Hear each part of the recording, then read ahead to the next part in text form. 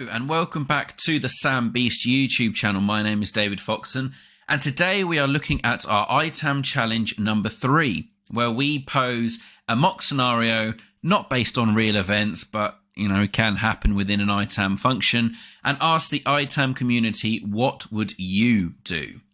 So let me put you in the position and the scenario.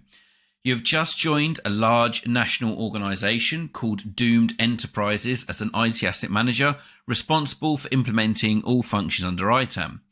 Now, during the interview process, they made it very clear that there was a lack of ITAM within the organisation and you really do need to start from scratch.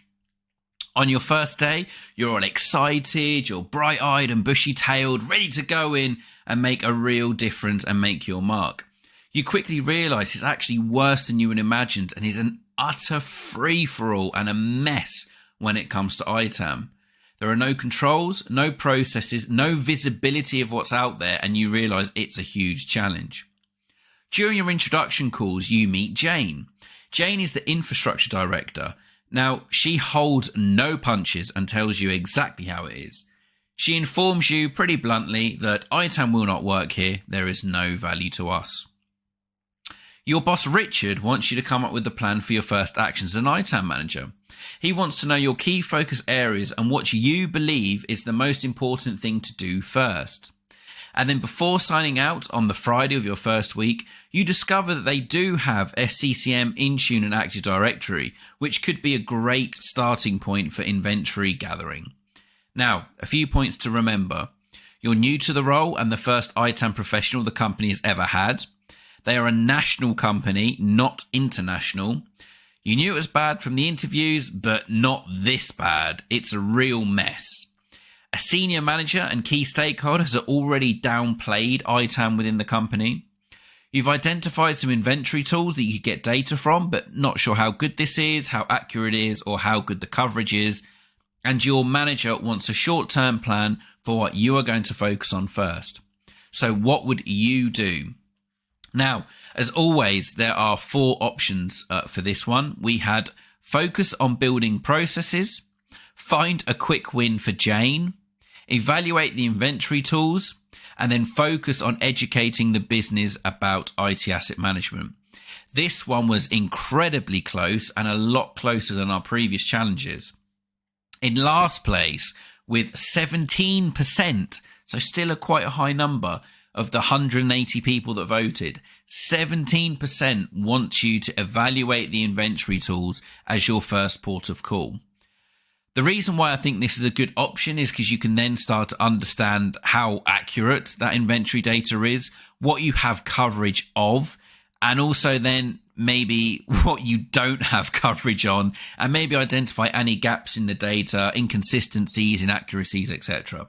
So that is a good starting point, because then you can start to build a plan around your inventory sources. Next up, with 26%, was focus on building your processes. I'm a huge advocate for IT asset management processes. I love to implement them. I love to build them, understand the current ways of working within an organization, map it, make some slight tweaks so you're not boiling the ocean, you're not, bringing huge changes to an organization straight off the bat. So 26% of you would focus on building those processes first. 27% want you to focus on educating the business about IT asset management. I think, in all honesty, you could do some of these in parallel. You don't have to just focus on one of these. It's a shame LinkedIn and the way the voting works, you can't pick all of them. But yeah, I think you could do all of these in parallel. So you could look at the inventory tools, do a bit of process building and educate the business, all at the same time. And finally, the winner, quite surprising, with 30% of the votes, was find a quick win for Jane. Interesting. I understand the logic if you've got a naysayer when it comes to ITAM, someone that you believe is going to be a difficult customer, to find a win early on and get them, onboarded and believing in the ITAM dream. But would that be my first focus?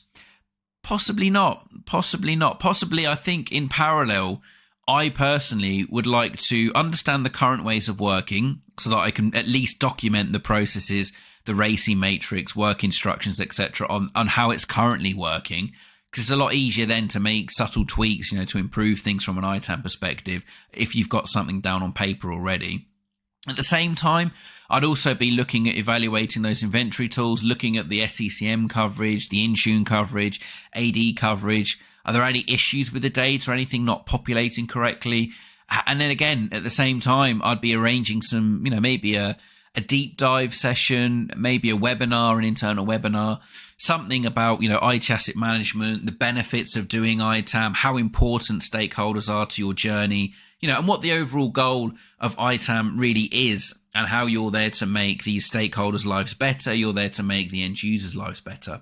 So to be honest, from my point of view, I would do those three in parallel, building the existing ways of working into processes and other documentation, reviewing the inventory tools to understand what kind of state your data is in, and then booking some webinars and some deep dive sessions to actually educate the organization on ITAM. Finding a quick win for Jane, yeah, get it, but it wouldn't be one of my earliest focuses, I must admit. If something were to naturally happen and an opportunity to naturally arrive to find a quick win for a naysayer or a difficult stakeholder, then of course I'd go out and try and realize that. But I wouldn't let Jane's negativity on ITAM be my first port of call. But really, really interesting. Thank you so much to everyone that voted. Again, over 10,000 views of the post. So that's the results of the ITAM Challenge number 3. ITAM Challenge number 4 has already been done as well, so please look out for another video on that one soon.